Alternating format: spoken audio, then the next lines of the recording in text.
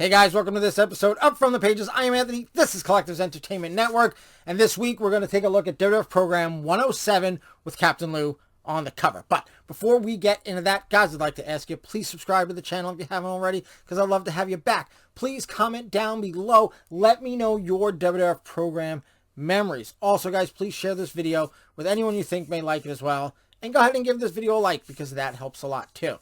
Alright guys, we're at 107. Captain Lou in his festive Santa Claus. This must have been the program, I'd say November, December 1983 at arenas all over the country. So, without any further ado, let's get into the pages. Alright guys, here we go. World Wrestling Federation program number 107. Holiday greetings from the Captain. This is the holiday season 1983. This is sort of an iconic cover. If you ask me, I always remember seeing this cover throughout childhood. I don't know if it was in back issues. By the time I was buying WWF magazines in 87, it probably wasn't. But as I went back and got older ones, maybe some 86s and some 85s, I would see this as still in the back issues. So yeah, pretty iconic cover for me. Alright, the cap that says wrestling, and the official WWF belt buckle, and there is the cover story, if you will. Maker of good tidings, Captain Lou Albano, I'm the #1 Santa Claus. And at this time, Captain Lou was still a heel manager. He hadn't started with Cyndi Lauper and all that stuff. I mean, maybe it was starting, because this is the end of 83.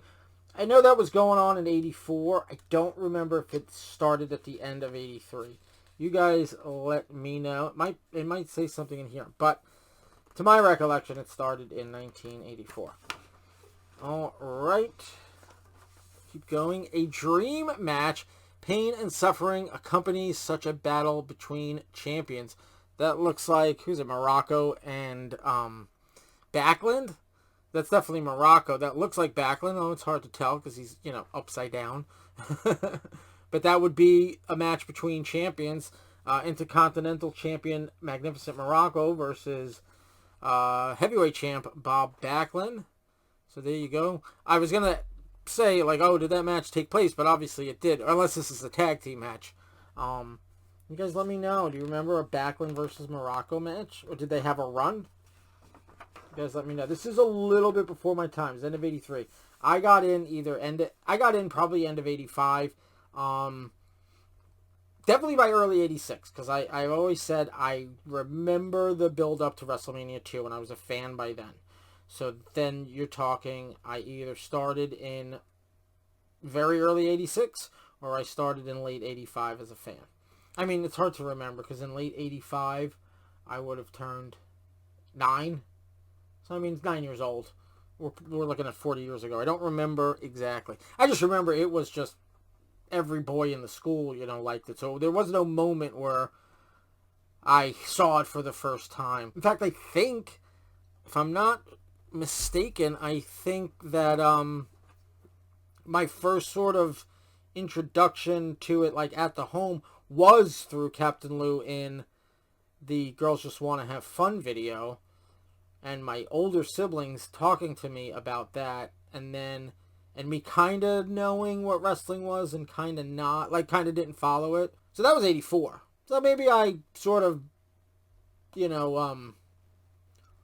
watched it from a distance in 84, but definitely, before WrestleMania 2, I was already hooked. So, like I said, late 85, early 86 is when I became a proper fan. But, I probably knew some things in 84 with the whole Cyndi Lauper on MTV, that kind of thing. Alright, that was a tangent. But anyway, the WWF Deluxe Sports Shirt and the official WWF Sportsmaster lined windbreaker. And I don't mind going off on a tangent because these programs are really small, and otherwise I'd have a 5-minute video if I didn't talk to you about some other things. Alright, a superstar strikes again. There you go. 2 programs ago, issue 105 had the masked superstar on the cover. And as I mentioned in that episode, the masked superstar was Bill Eadie, otherwise known as Axe from Demolition. Or he would eventually be known as Axe from Demolition in about 3 or 4 years. Alright, the champ managed to bar the challenger at times. There's some more of that. That would also be a nice pinup. Now this paper is a little bit different. But here you go, look, World Wrestling Federation's Victory. That's the magazine. Save 40% on a charter subscription because it was just starting, or it hadn't even started yet. Well, it must have started by this point because there's only 2 issues of Victory magazine, right? And by issue 3, that's when it becomes WWF magazine, and that's Hogan on the cover having just won the title. So if Hogan won the title January 23rd, 1984... even if the magazine, even if issue, the first WWF magazine, but essentially the third Victory magazine, if you will, even if that came out a month later, February, early March, maybe came out in March, and they were bi-monthly at the time, you probably had Victory number 2 coming out in January, which means Victory number 1 probably came out in November, maybe October, so... And this is holiday season, so Victory magazine had probably already hit the shelves, but it was still brand new. All right, Ring Ramblings. Santa presents title challenge. Magnificent Muraco. Who can stop this wild man? Electricity. That's why I am the professional wrestler. That's why I am magnificent. And there, of course, is Tito Santana, who will eventually defeat Muraco for the IC title. And again, this paper is a little different. It's more like paper than glossy magazine paper. Alright, the official World Wrestling Federation calendar, 1984.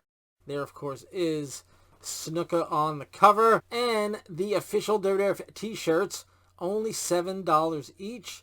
You got the Magnificent Muraco, Bob Backlund, Rocky Johnson, both wearing the WWF branded shirt and his own shirt. And then you got Andre, Superfly Snuka, and Sergeant Slaughter there.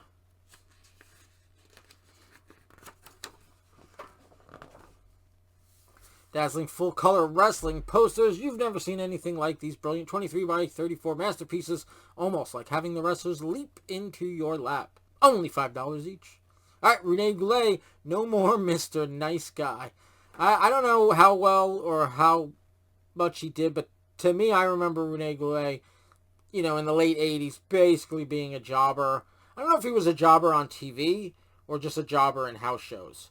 Because I would watch the Madison Square Garden events. Plus, Primetime Wrestling would promote it. Oh, and when I say on TV, I mean like, the Saturday morning syndicated shows. Obviously, like Madison Square Garden events were on MSG Network, and then some of it would also show up on Primetime, and Boston Garden stuff, and the stuff in Toronto. They would all end up on TV. But when I say on TV, I think of those as house shows that just happen to get recorded and then shown on Primetime. On TV, quote unquote, is Superstars, Wrestling Challenge, that sort of thing. And of course, at this time would have been All-Star Wrestling and Championship Wrestling.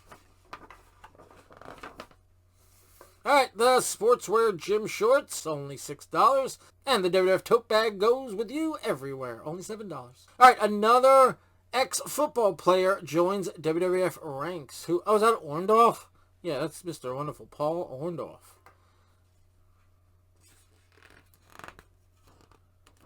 He had just entered the WWF here in late 83.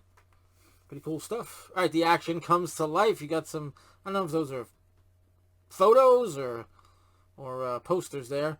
Santana writes a magnificent letter. Oh, Mr. Muraco, dated December 1st, 1983, which means that this program obviously came out before then, but because it's the holiday edition with Captain Lou, means it probably came out sometime in December, probably within the first week or two of December. And Tito Santana awaits his chance for the Intercontinental title. He will get that title eventually. Sorry, spoiler alert. And let's see who's on the back. There's always an action photo. Oh, it's Snuka and Sergeant Slaughter, a battle of super strengths. Snuka, Sergeant Slaughter. All right, so that, everybody, is World Wrestling Federation program number 107. Captain Lou on the cover, special holiday edition.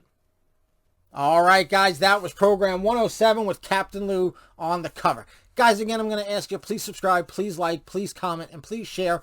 All those things help the channel so much, and it is so greatly appreciated. All right, guys, so we've got the holiday issue of WWF Program with Captain Lou, number 107. We'll be back next episode with another old WWF Program. So until next time, guys, have a good one.